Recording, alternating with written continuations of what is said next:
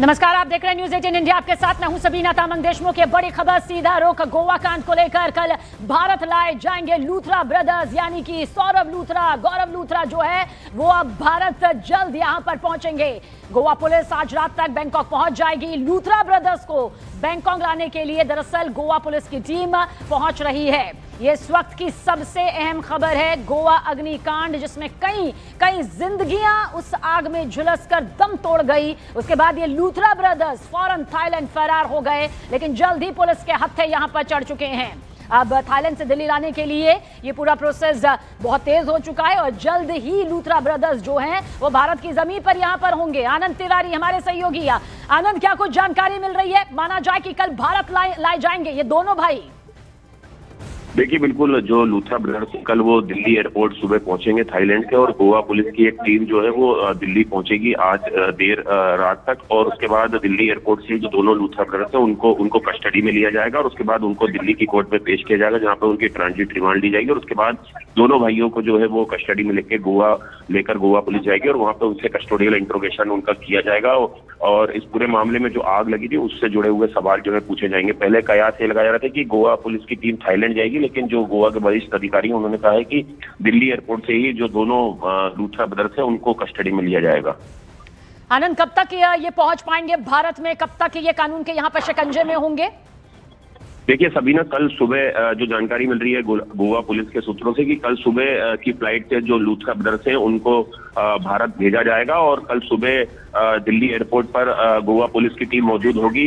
वहां से दोनों भाइयों को कस्टडी में लेके उनको गिरफ्तार किया जाएगा और उनको कोर्ट में पेश करके उनकी ट्रांजिट रिमांड ली जाएगी और फिर उनको गोवा ले जाया जाएगा। बहुत बहुत शुक्रिया आनंद, जानकारी के लिए आपका।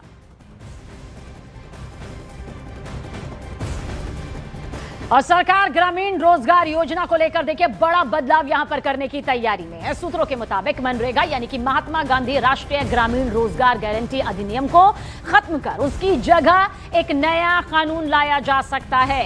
इस नए कानून का नाम होगा विकसित भारत गारंटी फॉर रोजगार एंड आजीविका मिशन ग्रामीण।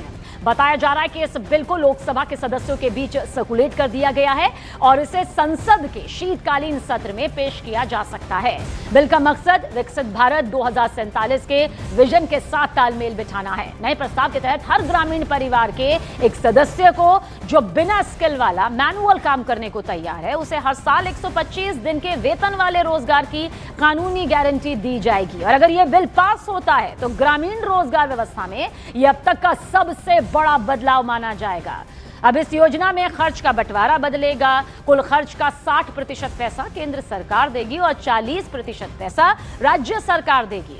अभी तक मजदूरी का पूरा खर्च केंद्र देता था और सामग्री का 75% खर्च भी केंद्र उठाता था, लेकिन अब जिम्मेदारी केंद्र और राज्यों के बीच बांटी जाएगी। महात्मा गांधी जी का नाम क्यों हटा रहे हैं? महात्मा गांधी जी तो इस देश के सबसे बड़े नेता इतिहास में, दुनिया में, विश्व में माने जाते हैं, तो उनका नाम हटाने के लिए मुझे समझ में ही नहीं आ रहा कि मकसद क्या है, इनकी मंशा क्या है।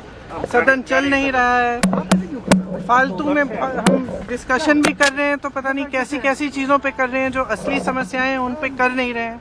समय व्यर्थ होते जा रहा है, पैसे व्यर्थ होते जा रहे हैं, देश की संपत्ति जो इस सदन को चलाने के लिए है। कुछ ना हम डिस्कस कर रहे हैं, ये खुद डिस्टर्ब कर रहे हैं। और शहजाद पूनावाला बीजेपी से हमारे साथ इस वक्त मौजूद है। शहजाद, यहाँ पर कांग्रेस कह रही है, कुछ समझ नहीं आ रहा है कि ये सरकार कर क्या रही है। बहस ठीक से करती नहीं है, सत्र चल नहीं रहा है, और आखिर नाम क्यों बदला जा रहा है? सबसे पहले तो चोरी और फिर सीनाजोरी। आप सबने दिखाया कि कैसे प्रधानमंत्री को मारने की धमकी कांग्रेस के नेताओं ने दी। बोला कब्र तेरी खुदेगी, आज नहीं तो कल खुदेगी। एक नहीं अनेकों नेताओं ने दिया। और यहाँ तक कि उनके ऑफिशियल रैली से ज्ञानेश कुमार को कैदी 420 की तरह दिखाया गया।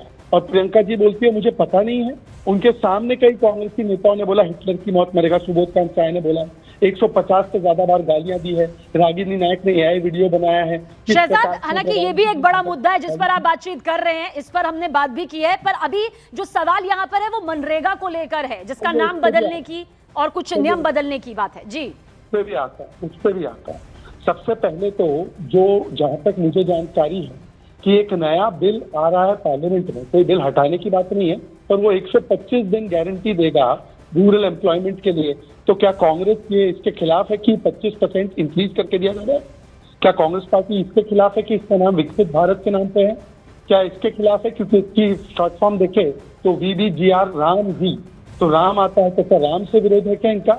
मतलब किस प्रकार की बेतुकी बातें हैं कांग्रेस की। ठीक शहजाद, आपके इन्हीं सवालों का जवाब देने के लिए हमारे साथ आलोक शर्मा कांग्रेस से मौजूद हैं। आलोक जी, दिक्कत कहां पर आ रही है? मतलब प्रियंका गांधी वाड्रा का भी हमने बयान सुना, वो कह रही है कि ये सब क्या चल रहा है, नाम बदलने की क्या जरूरत है, पर इसके पीछे अपने तर्क भी सामने आ रहे हैं। देखिए, दो चीजें हैं। एक चीज तो विषय ये है कि नाम बदला, क्या नाम बदलने से एफिशिएंसी बढ़ जाएगी, क्या नाम बदलने से बजट बढ़ जाएगा, क्या नाम बदलने से जो रूल्स रेगुलेशंस मनरेगा के इन्होंने चेंज किए थे, जिसके अंदर मटेरियल वर्सेस जो लेबर की रेशियो थी उसको खत्म कर दिया था इन्होंने, तो क्या वो रूल्स रेगुलेशन जो मनरेगा को समाप्त करने की दिशा में थे, क्या वो बदल जाएंगे? दूसरा विषय ये है कि मोदी जी तो कहते थे कि कांग्रेस की विफलताओं का जीता जागता स्मारक है, तो आज इसको नाम बदलकर और 25% और इंक्रीज कर देंगे और कांग्रेस को क्या विरोध है? अरे भाई, कांग्रेस जिस चीज को लाई है, कांग्रेस विरोध क्यों करेगी? हम तो कह रहे हैं कि रूरल छोड़िए, आप अर्बन में भी लेके आइए कि रूरल गारंटी हम देंगे, हम उसका भी समर्थन करेंगे। नाम बदलना इस सरकार की आदत हो गई है, इनका अपना कोई ब्रेन चाइल्ड नहीं है कि रोजगार कैसे बढ़े। 45 साल से सबसे ज्यादा बेरोजगारी है, रुपया डॉलर की तुलना में कहां पहुंच गया है। मुझे लगता है केवल नाम बदलने से अगर पॉल्यूशन खत्म होता हो तो दिल्ली का भी नाम बदल के पॉल्यूशन खत्म होता हो तो कोई दिल्ली का भी नाम बदलता है। दुर्भाग्य यह है कि नाम बदलने की राजनीति केवल इनको आती है और इसमें भी राम को घुसा देंगे, वहां पर भी हिंदू मुसलमान कर देंगे। इनके पास कहने के लिए, सुनने के लिए कुछ नहीं है, वोट चोरी की सरकार चलाते हैं ये लोग। हमारे सहयोगी अमित पांडे भी हमारे साथ मौजूद है। अमित, शहजाद पूनावाला को भी आपने सुना होगा और आलोक शर्मा जी को भी आप यहां पर सुन रहे होंगे, लेकिन असल में क्या है, क्योंकि इसे तो बहुत ही बड़े बदलाव के तौर पर देखा जा रहा है। क्या वाकई ग्राउंड जीरो पर जो ये प्रस्ताव आप देख रहे हैं वो बदलाव की रूपरेखा से जुड़ाव नजर आता है उसका?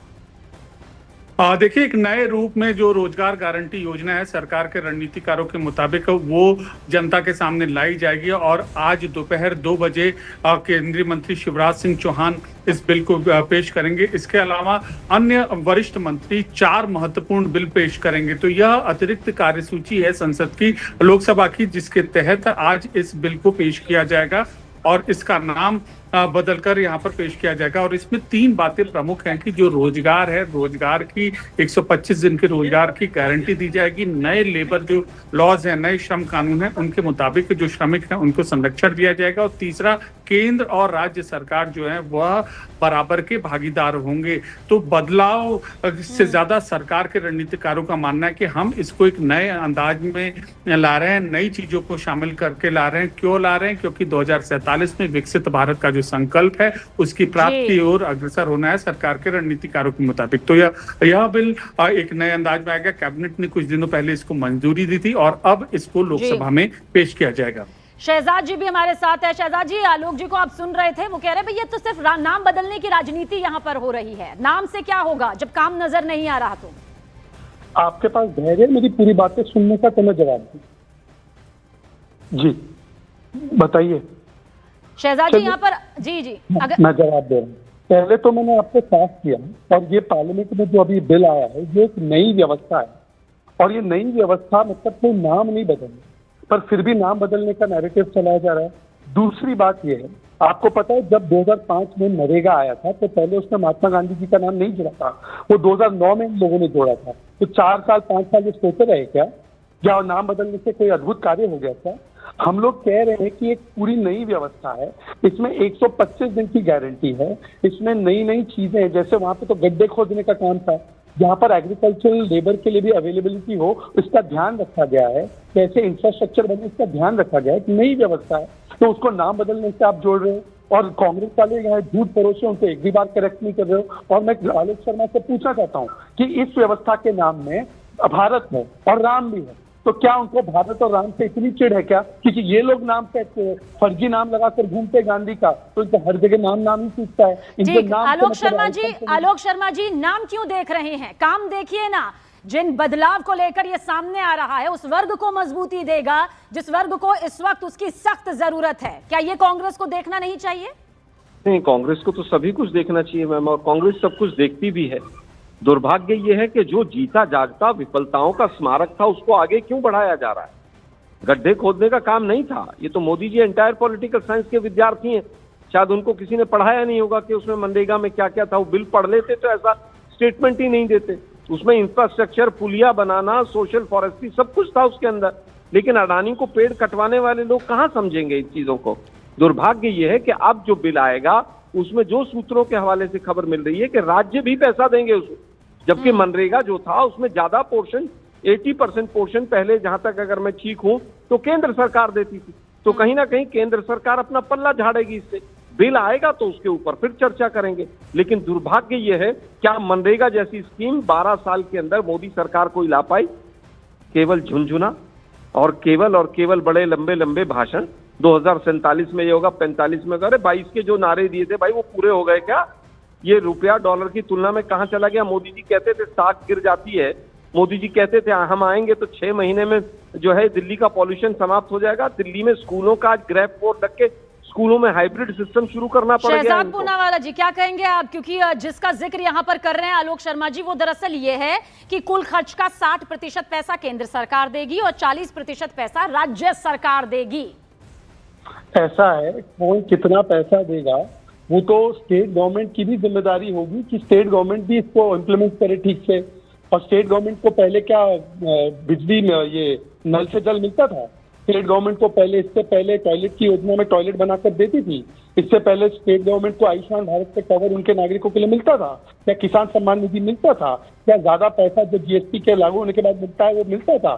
तो जब स्टेट्स को ज्यादा पैसा भी मिलता है, फाइनेंस कमीशन 15 कमीशन के बाद उनको ज्यादा पैसा भी डिवोल्यूशन से ज्यादा मिल रहा है और प्लस उनको ज्यादा से ज्यादा वेलफेयर प्रोजेक्ट्स मिल रहे हैं। अब इस स्कीम में कोऑपरेटिव फेडरलिज्म के तहत इसमें अकाउंटेबिलिटी हो, ठीक से लागू हो, इसमें ये अगर तय किया गया है तो इसमें क्यों पेट दर्द हो रहा है? और ये ग्रैब 4 पर चले गए। भाई ग्रैब 4 जब कल लागू हुआ तब प्रमोद तिवारी कहने लगे कि ग्रैब 4 इसलिए लगाया जा रहा है क्योंकि हमारी रैली है। और आलोक शर्मा जी के पास कोई कॉन्क्रीट कंस्ट्रक्टिव पॉइंट है बोलने के लिए? जी। अडानी के पेट तो अडानी से मिल क्यों रहे थे शरद पवार की पार्टी? चलिए बहुत बहुत शुक्रिया शहजाद पूनेवाला जी हमसे बातचीत करने के लिए। आलोक शर्मा जी आपका भी, लेकिन इतना कहा जा सकता है कि एक बड़ा प्लान है, बड़ा प्रस्ताव है और मकसद यही है कि इस वर्ग को मजबूत यहाँ पर किया जा सके।